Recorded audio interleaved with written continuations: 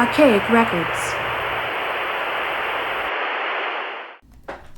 Hey, what's up, everybody? It's Archaic Records here with you again. My name is Jamie, coming to you from Nashville, Tennessee. Here to wish you a very happy Morrissey Monday, and seeing as we've officially entered into the new year. Yes, 2024 has finally gone tits up. Both you and I are each one step closer to the big dirt nap. So I thought for today's episode, we'd go back and take a look at the year that was in regards to all things Morrissey and the Smiths. And unfortunately, you can't really go back and look at 2024 without once again re-examining something that has not only been an overlying issue throughout this last year, but something that has really been an overlying issue over the past several years.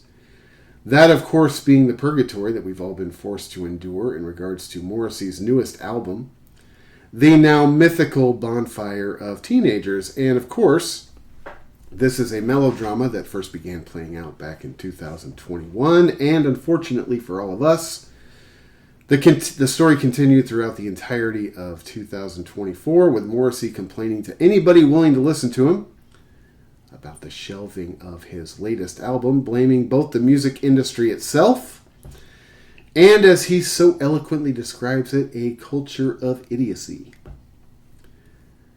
I can't imagine why you annoy people, Steve.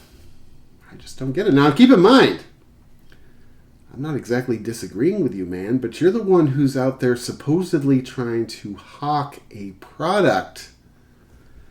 Now, despite the fact that I am a Morrissey fan, I am willing to concede that, yes, listening to anybody that is ultra-wealthy bellyache in the media as to how shabbily they've been treated by life is more than just a little bit off-putting, especially considering the fact that this album could have been self-released a long time ago. It is my opinion that if Morrissey were as hell-bent as he claims to be on getting this album out, it would be out. But I gotta tell you that in a way, I think that Morrissey is actually enjoying this. I don't think it's any secret that he relishes his role as a villain. And when it comes to this issue specifically, I think that Morrissey sees himself as a martyr. I think that this album is a hill that he is willing to die on. And you know what? At the end of the day, if he ends up sacrificing this record in order to stand up for what he believes in, I think that that is something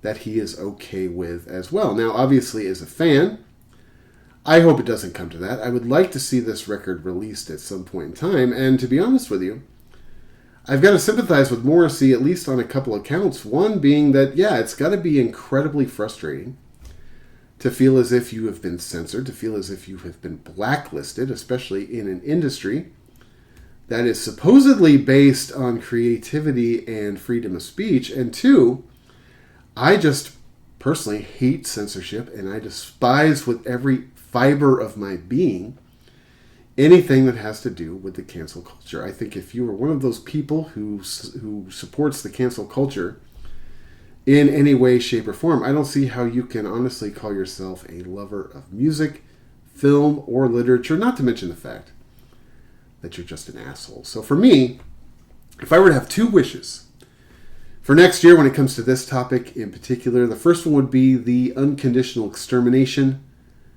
of the cancel culture. I do believe that it is trending in that direction. I think that we have seen a cultural shift. I think people are realizing how dangerous and idiotic cancel culture is. And two, it would be that we finally get this album out into the marketplace at some point in time next year. Of course, Morrissey, over the past several years, has been pimping this album as if it's the greatest thing he's ever done. And at this point in time, it doesn't even matter. I don't even care if this record is good. I just want to get it out so that we can move on with our lives and stop talking about it. As far as 2024 itself goes, I would say that last year started off rather shakily for Morrissey, at least in my opinion. Towards the beginning of last year, it was announced that at the end of January 26th and 27th to be specific, Morrissey would be playing a 2-night residency in Southern California in honor to celebrate the 20th anniversary of his landmark album, You Are the Quarry, the show on January 26th was to be held at the Honda Center in Anaheim, California, followed by the next night at the Los Angeles Forum in Los Angeles. And when these shows were announced, I was confronted with really a couple different emotions. First of all, I was very much excited about the prospect of possibly seeing these shows. I'm always excited whenever Morrissey announces any sort of live activity, whether or not I'm planning on being in attendance. But another thing I was excited about is the possibility of seeing the You Are the Quarry album played in its entirety. To me, this is one of the greatest albums of all time. It's probably an easy top fiver for me when it comes to Morrissey's catalog. Now, over the years, since 2002, really, seeing Morrissey live, I think I've seen most of the songs off of You Are the Quarry at some point in time or another, but the prospect of seeing this album played in its entirety, start to finish, is something that I just could not pass on. So I immediately bought my tickets for the show in Anaheim, and I was geared up and ready to make my pilgrimage back out to my home state to see Morrissey play one of my favorite albums start to finish. Now, another sort of emotion that I was confronted with when these shows were announced was I was a little bit surprised. Surprised on one hand because this is something that I never really imagined Morrissey doing. Morrissey is not one of those artists, to me, that I sort of associate with doing the whole nostalgia trip. This is the type of thing that you would think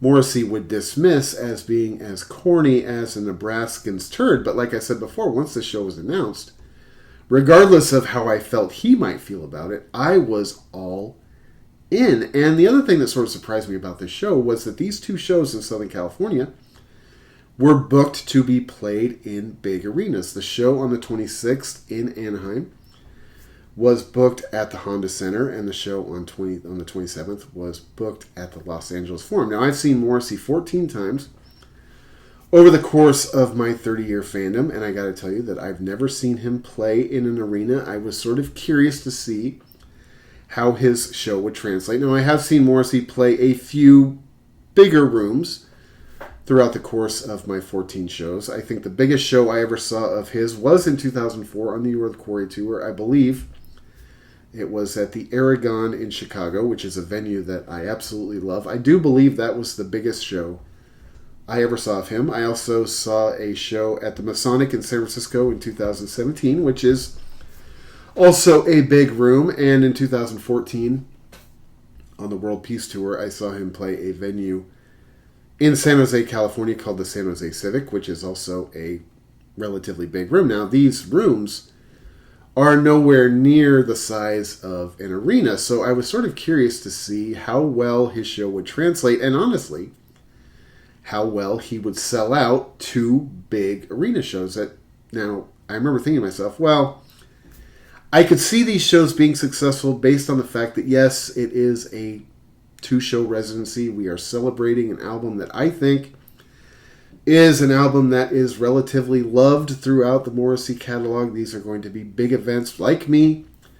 There are probably going to be people traveling into California from all over the country, dare I say, all over the world. So yeah, perhaps these are shows that could support an arena. Like I said before, I'd never seen Morrissey play in arena. I was sort of curious to see how well it would translate. But unfortunately, as we are all aware, not long before the Anaheim show was set to go off, Morrissey canceled both of the shows in Southern California, claiming that he was under doctor-ordered bed rest for exhaustion. Now, after the shows in Anaheim and Los Angeles, Morrissey was scheduled to head down to Mexico and kick off what I do believe were a series of makeup shows from the 2023 tour.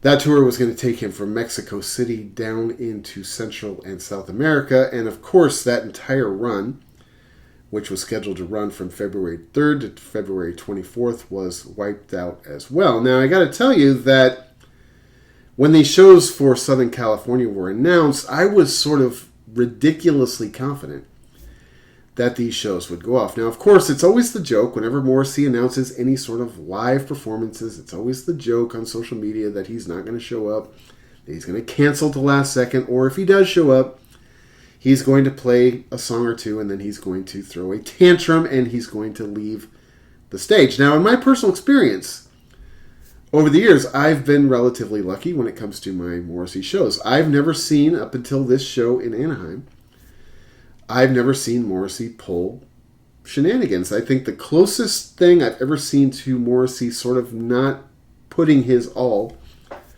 into a show that I was at was the show in 2014. I've said this a million times before. I thought the show in 2014, although it was a decent show, I thought it was a show that you could just sort of tell that he was elsewhere in his mind. As I said, I've made this joke a million times before. The show was in San Jose, California, and when you're in San Jose, it's understandable to imagine that you're literally anywhere else in the world, so I never really held that against him. That show was fine, but up until January of this year, I had never fallen victim to Morrissey's total shenanigans. And I got to tell you that despite the fact that I am a huge fan, and I have been for 30 years, there really isn't anything at this point in time that Morrissey can do to jeopardize my fandom unless he shows up at my house personally and burns it down. But that being said, I don't always agree with the things he does, and I certainly don't always agree with the things he says. And I think the way that he handled this cancellation, especially in Southern California, was done pretty shittily. I actually think that the excuse he gave was pretty flimsy, and the fact that he gave very, very little notice was something that I thought was just very disrespectful to his fans. Now, as a fan, I would like to think,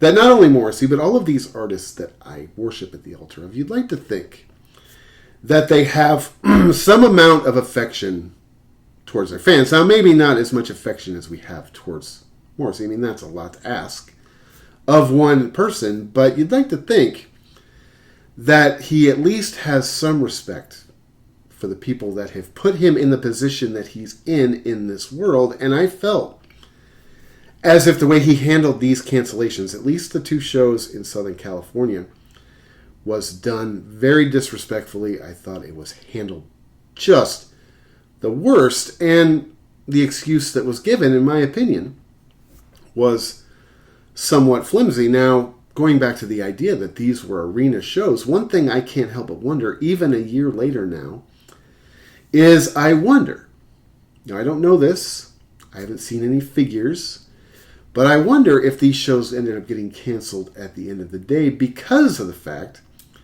that these were big arena shows, and perhaps the tickets weren't selling as well as they had hoped. I don't know that to be a fact. As I said, I don't know if this was caused by soft ticket sales, but it would not surprise me, especially the way he handled this at the very last minute. Of course, he ended up catching a lot of heat and a lot of backlash from fans who were upset. A lot of people, like I said, like myself, who were set to travel all the way across country, perhaps internationally, to see these two big You Are the Quarry shows. So 2024, in my opinion, started off a little rough for the big guy. Now, for me, at the end of the day, it wasn't necessarily the end of the world. I took my refund, and my wife and I ended up spending that weekend up in New York City, and you can't really complain about going to New York City. We ended up having a great time. We saw a couple of shows up in New York. We saw Hadestown, and we saw Moulin Rouge, and we got to kick around the city for a few days. So at the end of the day,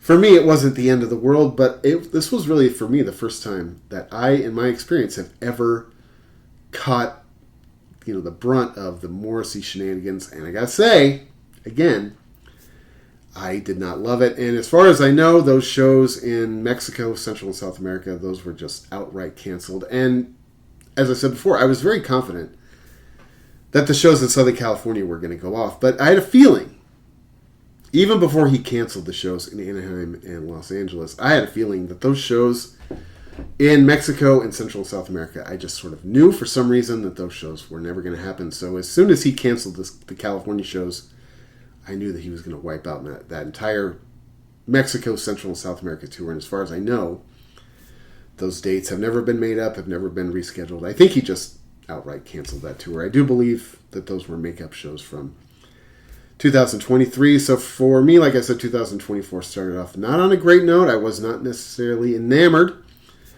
by the way that was handled. So for the rest of the first half of 2024, Morrissey did lay relatively low, although on February 20th it was reported on the NME that Morrissey had officially and successfully purchased the rights back to his newest album, Bonfire of Teenagers, as well as the rights to his 2014 album, World Peace is None of Your Business. And as far as the Bonfire of Teenagers side of that, I thought to myself, okay, well, that gives me a little bit of optimism that we are nearing the end of this melodrama. If nothing else, Morrissey can put this album out himself, which is something that a lot of people have been advocating. It's something that I've sort of jumped on board with too. I mean, every year, thousands of artists of varying shapes and sizes somehow manage to release their own albums, so I don't understand why a guy with the resources that Morrissey has can't do it. Perhaps he will this next year. I don't know. As I said before, I think that this is a hill that he's willing to die on when it comes to this new album, unfortunately. But when it came to The World Peace is None of Your Business, buying that record back, I thought that was something that is exciting to me. This is a record, I've said it before last year. I've said it a bunch of times last year. I can't believe that this record is already 10 years old. This is a record that I sort of expected Morrissey to at least mention last year, because if you go back and you watch the very first episode on Archaic Records, my very first episode was an episode where I ranked Morrissey's catalog in terms of his studio albums, and as a part of that episode, I ranked his albums where I would rank him, and then I compared him to where Morrissey had ranked him in an article on the NME a year before that or so. And the reason why I found it interesting, or the reason why I find it interesting that he didn't really mention this record at all last year, was because if you go back and you look at the Morrissey ranking of his own catalog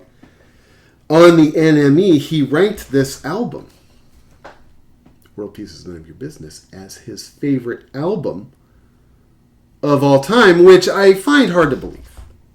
I do find hard to believe, because for one thing, sometimes, and I'm not accusing Morrissey of being a liar, being disingenuous, but sometimes I think he says things just to stir the pot. I think he says things just to be sort of unfashionable, and to say that World Peace is None of Your Business is your greatest album of all time is something I can't even wrap my mind around, not to mention the fact that he never mentions this album. And having seen him live many times since this record came out, he's basically retired to this album. He didn't play a single track off of this album in 2019, 2023, or 2024. The one thing I would like to see, a couple of things I'd like to see when it comes to the World Peace is None of Your Business album, though, is, for one, I would like to see this album back up on the streaming services at some point in time. Now, of course, I own this album on 2 or 3 different physical formats, all the different CD releases of it, but it would be nice to have it on Spotify in my car.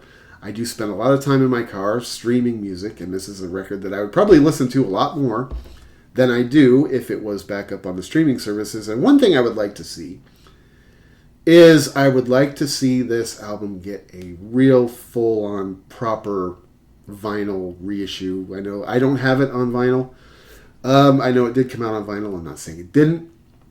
I don't happen to have it on vinyl, so I would love to see this album sort of re-see the light of day. It's not my favorite album of all time. In fact, I would make the argument that World Peace is None of Your Business is sort of towards the back end, at least as far as I'm concerned, in the Morrissey catalog. But I would like to see this album sort of get a little bit more love, a little bit more celebration, especially since it's his favorite album of all time. In March, on May 22nd, obviously Morrissey celebrated his 65th birthday, as I mentioned before.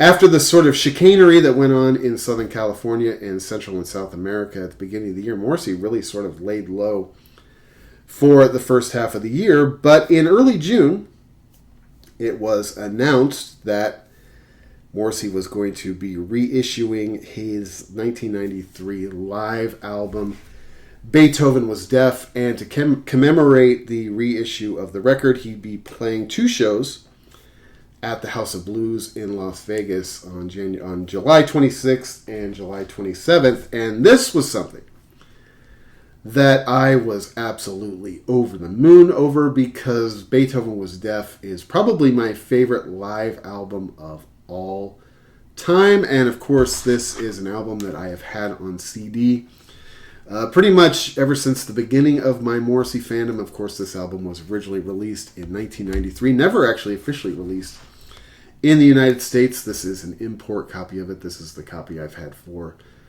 forever. This is, like I said before, probably my favorite live album of all time. You know, when it comes to the Morrissey live albums, you know, I love Live at Earl's Court, and, you know, I've always liked Rank. I don't think that Rank is necessarily the greatest live album of all time, but Beethoven Was Deaf is probably my favorite live album of all time. And the reason why I think I would take it over Live at Earl's Court, although I do love Live at Earl's Court, is because the Beethoven Was Deaf album, of course, was recorded in 1992 on the Your Arsenal tour. And, you know, unfortunately for me, I wasn't really a big Morrissey fan back in 1992. I missed the Your Arsenal tour, but to me, Your Arsenal is one of the greatest albums ever made. And if I were given a sort of Morrissey time machine scenario, going back and seeing the Your Arsenal tour is something for me that would probably be, you know, a top 5 event to get a chance to go back and see. I've always said that my number one Morrissey time machine scenario would be to go back and see Wolverhampton '88. Number 2 would to go back and see the Smiths live. I never got a chance to see the Smiths live, so any tour of the Smiths, but ideally, I'd like to go back and see the Queen is Dead tour in 1986. But beyond that, going back and seeing this tour from 1992, the Your Arsenal tour, would probably be, for me, a top 5er. And this record was released this summer, and I got to tell you that I think that they did an absolutely amazing job on it. Like I said before, this is probably my favorite live record of all time. I've never owned this record on vinyl before this. I thought that the packaging turned out absolutely amazing. Now, of course, the packaging and the photographs, at least, are not necessarily era accurate, but I thought that it turned out absolutely beautiful.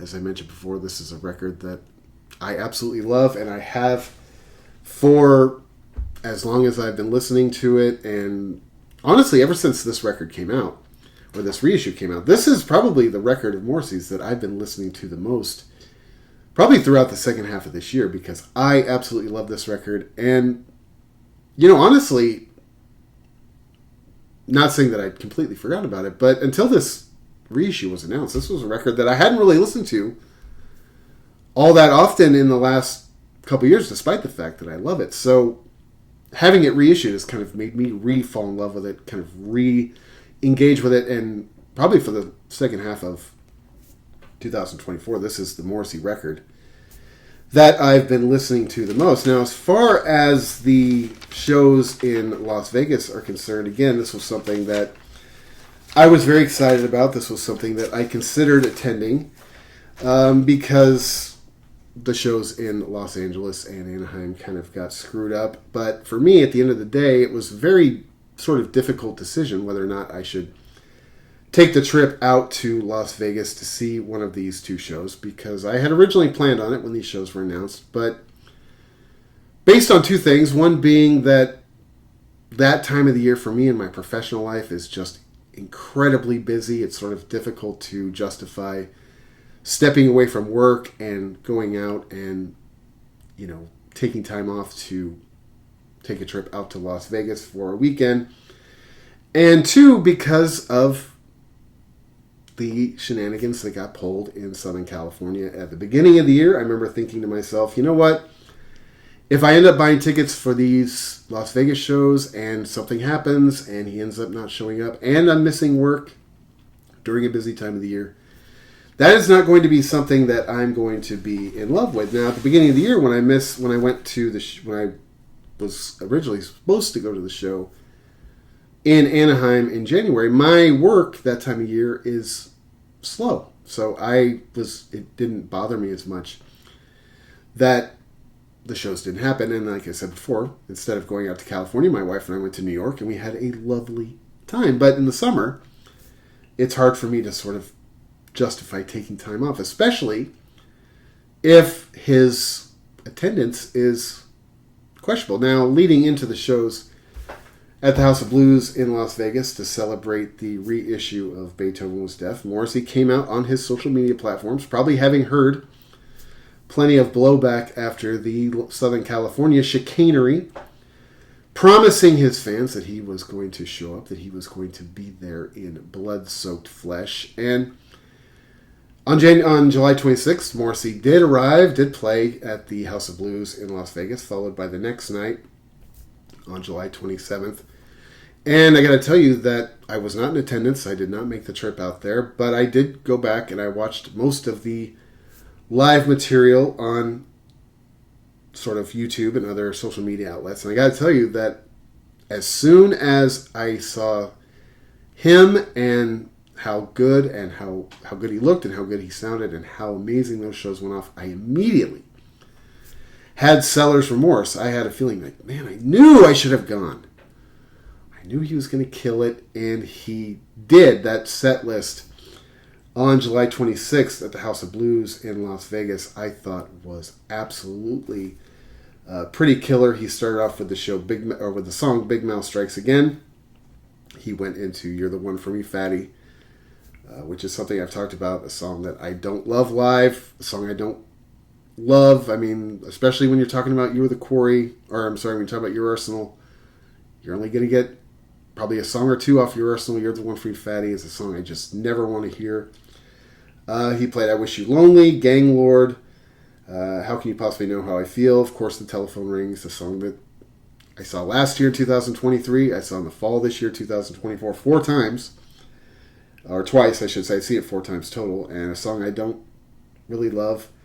"If You Don't Like Me, Don't Look at Me," "The World Is Full of Crashing Boars," "I Like You," "Munich Air Disaster," "Half a Person," "Let Me Kiss You," "Girlfriend in a Coma."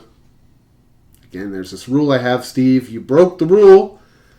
If you're going to play "You're the One for Me, Fatty," you're not allowed to play "Girlfriend in a Coma" on the same night. If I were at this show, I would have snuck my way backstage and you and I would have had a little tussle. Why don't you find out for yourself? "The Loop," "Please, Please, Please Let Me Get What I Want," "Irish Blood," "English Heart," "Jack the Ripper," "I'll See You in Far Off Places," and the encore was "Speedway." And I remember going back and watching these shows on YouTube and various other social media platforms, and man, I was just so regretful that I didn't end up going to the shows. Now, these shows were so successful, the first 2, that 2 shows were added the next weekend on August 1st and August 2nd, 2 shows I also did not attend. I ended up watching most of the footage again on the internet. The set lists for both weekends were pretty much the same. Now, I did notice, my first impression of this set list, I should say, was that he did hit "You Were the Quarry" relatively hard on the Las Vegas weekends. I think because he was planning on doing the shows. You'd like to think that he was genuinely planning on doing the shows in Southern California, and he did hit "You Were the Quarry" a little bit heavy in Las Vegas, which is an album I love. You're not going to get any complaints from me, but I remember after especially the second weekend in Las Vegas, just feeling like, oh man, I hate that feeling. I hate feeling that sense of seller's remorse. I hate feeling as if, you've missed out on something, as if you should have gone, because I had a feeling, as soon as I decided to pass on going to those shows, I had a feeling he was going to show up and those shows were going to be killer, and they were, but my feelings were sort of extinguished not too long after that, because immediately following the just incredibly successful 4 shows in Las Vegas on August 6th, Morrissey announced plans for his 2024 fall tour, which would begin on Halloween in Houston, Texas, and would run through November 23rd in Chicago. And as I was checking out the dates of the tour, 2 nights immediately caught my eye. The first one being November 6th in Birmingham, Alabama, and the second one being November 7th in Knoxville, Tennessee, with the possibility of a third date on the 22nd in Indianapolis, Indiana. Now, all of those locales are within easy driving distance for me. Not quite as easy as last year, Steve, when you played Memphis and Nashville, but hey, I get it. You were just here last year. I understand you have to spread yourself around. I'm willing to travel. I think that most fans are willing to travel, 4, 5, 6 hours to see a show. I certainly am. And I thought to myself, well, okay, I can do at least 2, perhaps 3 of these shows. So I immediately bought tickets for both Birmingham and Knoxville and sort of played the we'll wait and see game when it came to Indianapolis. Now, in late August, before the tour started, it was announced that Morrissey had agreed to reunite with former Smiths bandmate Johnny Marr on what he described as a lucrative 2025 tour. But Morrissey went on to claim that Johnny Marr had sort of ignored this tour offer. Johnny Marr then fired back at Morrissey, saying that he didn't ignore the offer, he flat out rejected it, at which point in time Morrissey fired back at Johnny Marr, accusing Johnny Marr of vetoing a possible Smiths Best Of compilation album, at which time Johnny Marr fired back at Morrissey, saying, hey, we don't need another Best Of compilation, there's a million of them out there, this would be nothing more than a sleazy cash grab, at which point in time Morrissey fired out into the public that he was afraid that because Johnny Marr had secured the naming rights to the Smiths, that he was going to reform the band and go out on tour with a different singer. Now, as far as my Smiths Morrissey fandom, this is easily my least favorite part of it. This bickering, this infighting between the 2 principal members of the Smiths is something that I could absolutely live without. This is why people make fun of Morrissey. This is why people make fun of the Smiths. This is why people make fun of Johnny Marr, because of this endless nonsense. As I mentioned before earlier, 2024 was marred by the overlying issue of the Bonfire of Teenagers melodrama. Well, the Morrissey-Marr thing is something that has marred both of their careers since 1987. Enough of it. Imagine your parents having split up in 1987, and yet all they do is still bicker with each other. I mean, get over it. There is nothing sadder, there is nothing more pathetic than 2 rich guys taking jabs at each other in the media. Enjoy your legacy. You were the greatest band of all time. You do not have to work with each other ever again. Just accept the fact that without each other, you would not be where you are today. This is not that big of a deal. This is not the real world. This is the toy aisle. This is not the Middle East. You need to put yourself in perspective. This is pop music. You both look like idiots right now. Honestly, I can't take this stupid Morrissey-Marr bickering, infighting anymore. It is the worst part of Morrissey-Smiths-Marr fandom. And yes, I'm willing to acknowledge that the bigger culprit when it comes to this is Morrissey, easily. I don't deny that. But Johnny Marr is not innocent either. Just be grateful for what you have. Be grateful for each other. You would not be where you are today without each other. You do realize how fortunate you are. There are people in this world who have to empty porta shithouses in order to make a living. You understand how fortunate you are, I hope. Now, when it comes to these issues, when it comes to the Morrissey-Marr reunion, I've said this before, this is something that I don't really pine for as a Smiths fan. Now, unfortunately, I'm one of those people, I never got a chance to see the Smiths live. The Smiths broke up in 1987. I was 12 years old. I never got a chance to see this band live. And yeah, given some sort of musical time machine, man, that would be where I would be there in a second. But let's imagine for a second right now that Morrissey-Marr are somehow able to put all of this ugliness behind them and go out and do a tour that doesn't just feel like a gross cash grab, because I do, at the end of the day, want my favorite band and my favorite artists to display at least some amount of integrity. Let's just imagine that for some in some way, they're able to sort of get together and they go out and they do this tour. For one thing, Mike Joyce is probably out of the picture. Andy Rourke is fucking dead. So you can't even go out as the Smiths. And again, if this is something that's just simply done as a gross sort of cash grab, it's something that I will pass on. Now, it's easy to say that. If this happened, if Morrissey and Marr ever did reunite, yeah, I'd be there. But I'm not one of those people that necessarily pines for it. I don't necessarily root for it. I think it makes for an interesting hypothetical conversation. I think it's good fodder. I think it's fun to sort of think about. But at the end of the day, I think the Smiths are sort of best left where they are. They were the greatest band of all time. I don't even think that that is debatable. It's not even close, in my opinion.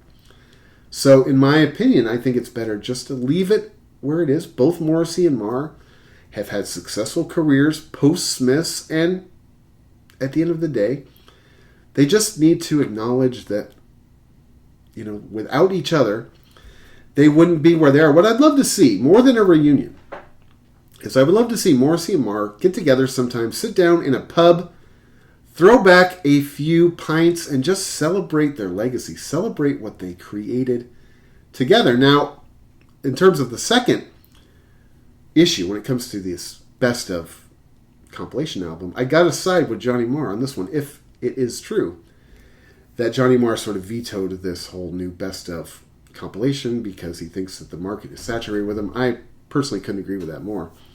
I don't think that we need another Smiths best of compilation. I don't think that it is anything that is going to bring anything. You know, it's not going to contribute anything to the catalog apart from the fact that I'm sure it will be marketed cool. It will have awesome artwork the way the Smiths always did. But what I would like to see is, I would like to see if they're going to go back and sort of start re-releasing things from the Smiths catalog, what I would love, and I think I have this sort of hunger for this based on the fact that we just got this Beethoven Was Deaf reissue, which was incredible. I would actually like to see them go back and start re-releasing some old live recordings, things in the same sort of nature that bands like the Grateful Dead and Kiss have done. Now, Kiss have gone back and they've started re-releasing a lot of these records off of the soundboard from varying tours throughout the years. And instead of getting just another best of compilation, I would love to hear some old Smiths official releases. That is something that I advocate for because, in my opinion, Rank, although it's a good album and the band sounds good on it, it's something that I don't go back and listen to as much. I don't really love their production on it. It is a record that I listen to Rank maybe once or twice a year. Just because, for one thing, I've heard it so many times. And two, because the production on it isn't necessarily great, but that's what I want. I don't want another best of. I don't want another compilation. Unless you have stuff that hasn't been heard. If you've got working tapes, if you've got demos, outtakes, B-sides, stuff that was never heard, yeah, put it out. I'm all in. I want to hear everything. But at this point in time, I want to hear more live recordings. The Smiths, to me, were the greatest live band of all time. It's the same thing with Morrissey, especially having him just re-release the Beethoven Was Deaf album. I mean, who gives a shit right now about Bonfire of Teenagers? Put out some more live stuff. There's got to be tapes in the archive as far as going back and re-releasing some live stuff. I think that, as I said before, the Beethoven Was Deaf thing just sort of whetted my appetite for hearing more old live recordings. And so that's what I'd like to see from the Smiths. I keep saying it. I'm not trying to beat you to death with it, but I don't need another best of. I don't need another compilation. Let's put out some live shit off the soundboard from the Smiths tours back in the 80s. Man, I would have chubbage for a week. After that, Morrissey did kick off his 2024 fall tour on Halloween in Houston, Texas. I did attend my first of two shows on this tour. On November 6, 2024 in Birmingham, Alabama. I think I've mentioned this to you before. Birmingham is a city that I absolutely love, and I was extremely excited about this tour because the tour I saw last year, the 40th anniversary tour in Memphis and Nashville, I thought was really awesome. despite the fact that I thought that last year's set list was a little bit unambitious. That's one thing I was hoping for in 2024. I've said this before when I talk about going to see Morrissey live. Whenever I do go see him live, I always sort of turn off the social media. I don't want to see set lists. I don't want to see stuff off YouTube. I try to go in as ignorant as possible. And I was hoping that in 2024 the set list would be a little bit better than it was last year, because I thought that the set list last year was as... Now, keep in mind, I've said this before, every year you go see Morrissey, you never really know what you're going to get. That's one of the great things about seeing him. There are surprises every year. There were surprises when it came to his set list last year, but I did think that the set list last year was a little bit generic. There were certainly things that I would have traded out for other things, and I was hoping in 2023 he was going to go a little bit deeper, which I do think he did this year in 2024. The first night I saw the tour was on the 6th in Birmingham, Alabama. I've said this before. Birmingham is a city that I absolutely love. It's only about 3 hours from us here in Nashville. The show was at a place called the Alabama Theater, a place that I had not been to before, but it is absolutely beautiful. There are a couple other venues in Birmingham that I have been to. My favorite venue in Birmingham is this place called the Nick, which is a place that is just this amazing scuzz hole. The type of place that you could easily see in San Francisco, Oakland, Berkeley, Seattle. Actually, it specifically reminds me of a place in San Francisco. In fact, I used to work right next door to this place in San Francisco called Lucky 13. It was just the jugs. It was this awesome scuzz pit punk rock dive bar, of course, because it's San Francisco. It's gone now, but it was a place I used to work right next door to. And it was somewhat dangerous for that, because back in those days I used to like to tip them a lot more than I do now. And the other venue in Birmingham that I love is this place called Saturn, which is a little bit bigger. It's, the Nick is this little tiny kind of hole-in-the-wall place, whereas the Saturn is more of a legitimate venue. And then the Alabama Theater is the sort of big theaters that Morrissey sort of is accustomed to playing, or if you've seen him on the last few tours, the type of tour or the type of venue that you would expect to see him live. Now, the show in 2024, I actually thought was better than the show in 2023. That being said, though, there are a lot of people in the Morrissey fan community that sort of complain about Morrissey's current band. Now, I'm one of those people. I think that his current band is okay. I don't love them. I definitely don't think they are the greatest band he's ever had. In fact, I would think that they would probably be much closer to the weakest band he's ever had than the best band he's ever had. Of course, the best band he's ever had is the classic band with Boz and Gary and Alan and Spencer. I think every Morrissey fan acknowledges that is the greatest solo band he's ever had. The band this year, I thought, was a little bit weak. Now, last year, in 2023, I thought the band sounded a little bit better. This year, I thought the band itself was a little bit weak, especially the second show I went to. The first show I went to in Birmingham on the 6th, I thought the band was better. Morrissey was certainly better the first night I saw the tour in Birmingham. I saw this tour again later on, and Morrissey was a little bit worn out. He was also a little bit under the weather. He did announce at the second show I went to that he was not feeling his best, but the show in Birmingham on November 6th started off with the song "You're the One for Me, Fatty." And I remember thinking to myself, okay, Steve, I don't really love this song. We've talked about this before, man. But okay, you're going to play it. I realize this is a song you're going to play most tours at this point in time. This is a song I've seen live way too many times. At least we're getting it out of the way early. Now, keep in mind, I understand that this is a song that a lot of people like. I'm probably in the minority when it comes to people in the song You're the One for Me, Fatty. But I just don't like it. I never have. And I thought to myself, okay, you're playing this now, but if I have to hear Girlfriend in a Coma later, you and I are going to go outside and we are going to have a tussle. After that, he played Alma Matters, a song that I love. I love seeing that song live. I love Maladjusted. I've said this before. I think Maladjusted is an album I like more than a lot of other Morrissey fans. There are albums I like less, but Maladjusted is an album I loved when it came out, and I still love it today. My main quibble with the song Alma Matters is, it's just, basically it's the only song off of Maladjusted he plays. My favorite song off Maladjusted is Ammunition. It's a song I've never seen live, so come on, Steve. Let's not retire. I'm not saying we have to retire Alma Matters, but let's put Alma Matters to bed for a while. Bring out Ammunition. Bring out anything off Maladjusted. I love Maladjusted. But after that, he played Shoplifters of the World. I Wish You Lonely, which is one of my favorite live songs in Morrissey's current sort of set list. Not necessarily my favorite song off of the record, but that song's so much better live than it is on record. I like it on record, but after that he played a new song called I Am Veronica, which was the first time I'd seen this song live. I actually really like that song a lot. How Soon Is Now.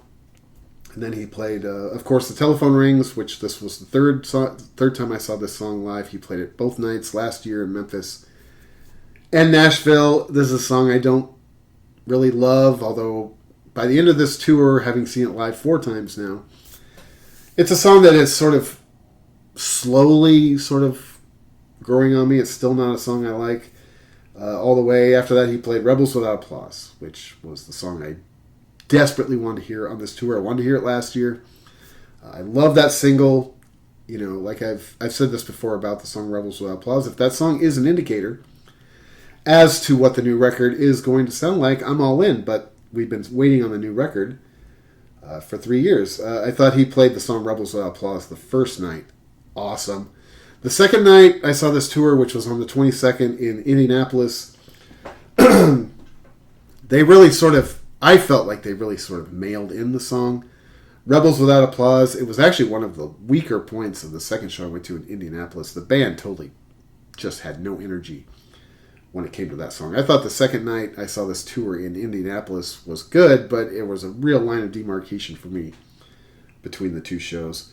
He played Speedway, The World is Full of Crashing Boars, Life is a Pigsty, Every Day is Like Sunday. He also played another new song called I X Love You. This was a song I liked. It wasn't necessarily my favorite song. There were 4 new songs on the tour this year. I X Love You is a song that is it's sort of my third favorite of the 4 new songs. If I had to rank the new songs in the set list this year, Telephone would be my least favorite. I X Love You would be third.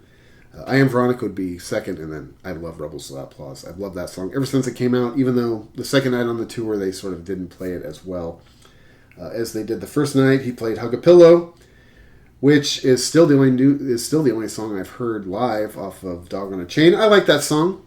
It isn't necessarily my favorite song off of Dog on a Chain, but it's the only song I've seen live on it. It would not be the first song I would choose to hear live off of that album. The Loop, All the Lazy Dykes, which is a song he did not play at the show I saw in Indianapolis. He did switch that out for something else. I don't remember what it was at this point in time, but that's a song I actually really love. I think that was the first time I ever saw All the Lazy Dykes live. I love that song. Anything off You're the Quarry. Please, Please, Please Let Me Get What I Want. Dear God, Please Help Me, which is a song that to me is sort of interesting because it's a song that I hadn't seen live before that, I don't think. And it's a song I never expect to see live, and it's also sort of notorious for me because it probably is my least favorite Morrissey song in his entire catalog. I remember when that song started, I remember thinking to myself, this is awesome, I hate this song. But just a chance to see anything new is awesome. It's one thing that was kind of cool about this tour was he sort of dug deeper into Ringleader of the Tormentors, which was something I did not expect. Now, I've said this before, as an album, Ringleader of the Tormentors is not my favorite at all. But I do like it. It was a disappointing album when it first came out. Still is a disappointing album for me. But seeing some of the stuff he played live off of it this year was awesome. I thought it was a cool thing. Like I said, you never know what you're going to get every year when you go see Morrissey live. That's what keeps it interesting. That's why he's better than so many of the other artists, legacy artists especially, that you go see live in 2024. You go see Billy Idol, Devo, Echo and the Bunnymen, all these bands that I love. You know, you basically know what you're going to get going in. Morrissey, you never know what you're going to get. That's what makes it fun every year. He played I'll See You in Far Off Places, of course, off of Ringleader Tormentors, and then his encore for the first night, at least, was First of the Gang to Die. I ended up not going to the show the next night in Knoxville, Tennessee. Something came up between my wife and I we had to deal with, and So I ended up selling those tickets, and eventually I went to my second show on November 22nd in Indianapolis, Indiana. A show at the Murat Theater. As I mentioned before, I thought that the second show that I saw on the tour was not quite as good as the first show that I saw in Birmingham, although I did think that the show was good. Morrissey was not feeling necessarily his best. He announced it to the crowd that he had, I think he described it as flint throat, and, at this point in time, Morrissey is 65 years old. You got to give him some slack. He's not a young man anymore, and being out on the road is definitely grueling, and certainly I thought that the band was better the first night in Birmingham than they were in Indianapolis. I mean, to me in Indianapolis, the band really sort of lacked energy. I did not love their performance. This is a band, again, a lot of people sort of complain about. I think they're okay. I know Morrissey will try to sell you that this is like one of the greatest bands he's ever had. He's lying. He knows he's lying. We all know he's lying. The show in Indianapolis was good as well. I was very happy. I got a chance to see this tour twice. This was my 13th and 14th show. And one thing I will say, that this show, one thing it reminded me of and one thing it accomplished, in my opinion, was it reminded me of the tour in 2002. I believe it was the Best Of tour in 2002 because I saw that show in Seattle at the Paramount Theater, and I remember that on that tour specifically, Morrissey busted out 2 or 3 new songs that would eventually end up on You Are the Quarry, and at the time it was very exciting to hear new music live, and that's what this tour reminds me of in 2024, because he did play 4 new songs off of the new record, which I thought was awesome. What it did accomplish for me was it got me again, really excited about the prospect of the new record. As I mentioned before, the drama of this record has been going on for so long that I just can't take it anymore, and I've sort of lost sight of the fact that this is new music and this is something that I should be excited about. And, at a certain point in time, I just have to remove myself from the ongoing soap opera that has surrounded this record. But I gotta say that seeing 4 of these songs live was pretty snug. Now, I didn't love all of the songs. Like I said, I don't really love, of course, The Telephone Rings. The song I Ex Love You is okay. It's very much a Morrissey song. It's not the greatest thing he's ever done, but I thought it was really cool to see some of those songs live. So at the end of the day, I think that this tour turned out really great. It has me sort of optimistic for what lies ahead next year. Like I said before, hopefully next year, I mean, apart from everything else, let's just put the album out, for the love of Christ, Steve. As far as the end of 2024, of course, Morrissey ended the year by playing 3 successful shows on December 28th, 29th, and 31st in Los Angeles, California. Shows I did not attend, unfortunately. I was thinking about it. I've never seen Morrissey on New Year's Eve. I thought that was something that would be pretty cool. I actually did think about going to the show on New Year's Eve for just a second because, man, I really loved the shows both in Birmingham and Indianapolis towards the end of November, sorry. And I thought it'd be fun. It was sort of caught me off guard. It was a little bit unexpected when Morrissey announced those shows on New Year's Eve to end out the show, or end out the year. But according to everything I saw online, I thought that he looked and sounded great. The set list was very similar to the set list that I had seen in both Birmingham and Indianapolis. So at the end of the day, I guess it wasn't the end of the world that I didn't end up going to those shows. But seeing Morrissey on New Year's Eve to me is sort of still one of my bucket list, things that I have not accomplished in my fandom as of yet. Now, I mentioned this when I talked about those 2 shows specifically. If you want to know more about the Indianapolis and Birmingham shows, I did episodes reviewing those shows in their entirety. I will say that this year I got to see my 13th and 14th shows, and as far as my personal goals go in terms of my fandom, I would say that between now and whenever it is that Morrissey calls it good, I would like to see 6 more shows. That's my goal. I think 20 shows at the end of the day would be pretty much the biscuits. Anything beyond that, as far as I'm concerned, is mushroom gravy.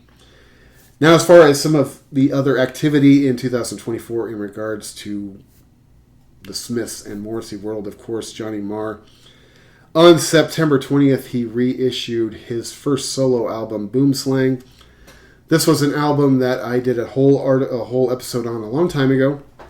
This is an album that I like a lot. It's not necessarily my favorite thing in the history of Johnny Marr's catalog. It is a record that I do like. It's a record that I listen to periodically. I thought that they did a beautiful job with the vinyl reissue of Boomslang. This was another one of those albums that I had on CD forever, but never had it on vinyl, although I do prefer the original artwork over the artwork that was issued on the re-release. I do think it turned out very nice. One nice thing about the Boomslang reissue is that there are a lot of tracks that went unreleased originally.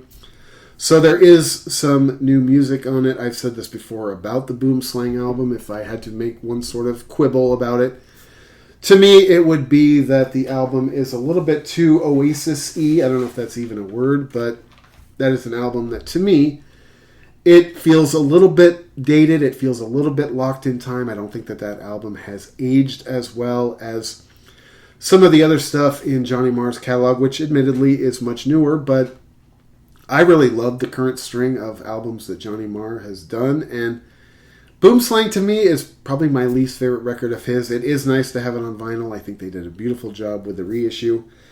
On September 23rd, though, I did go out to San Francisco to see Johnny Marr live as he was out on tour with his co-headlining tour with the band James. I saw that show at the Warfield in San Francisco. I took a pilgrimage back home to the Bay Area. I wanted to see my California peeps. Also, I took a trip out there because this is the last year. This was the last year, I should say, of the Oakland A's, which when I was a young person, and up until semi-recently, I was a pretty big Oakland A's fan, and this was their last year in Oakland, so I wanted to have an opportunity to go to one of the last Oakland A's games before they abandoned the city. And it just worked out perfectly that Johnny Marr happened to be playing in San Francisco that same week. So I went to go see Johnny Marr at the Warfield in San Francisco, play with James. I thought that James were absolutely awesome. The Warfield, to me, is a very sentimental venue because not only is it one of my favorite venues in San Francisco, but it is the first place that I ever saw Morrissey live back in 1997 on the Maladjusted tour. I thought that this tour for Johnny Marr, the show, was absolutely incredible. The guy is still playing absolutely top-notch in terms of his guitar work. Now, the one thing I will say about Johnny Marr, and I love him, and I really do like his solo records a lot, the one thing I will say about seeing Johnny Marr live is when he plays the Smiths material, he plays it on guitar, instrumentally, he still plays it note perfect. I mean, it absolutely blows your mind to hear Johnny Marr play these Smith songs live on the guitar, but in terms of the vocals, it just falls a little flat. I mean, you hear the beginning of a song like This Charming Man, which to me is one of the most perfect songs ever written. Not even my favorite song, but one of the most perfect songs ever written. And you hear him play it just note perfect. You expect Morrissey's voice to drop in, and Johnny Marr's voice, although it's good. I like Johnny Marr's voice on his own solo material. When it comes to seeing him live, playing the Smith stuff,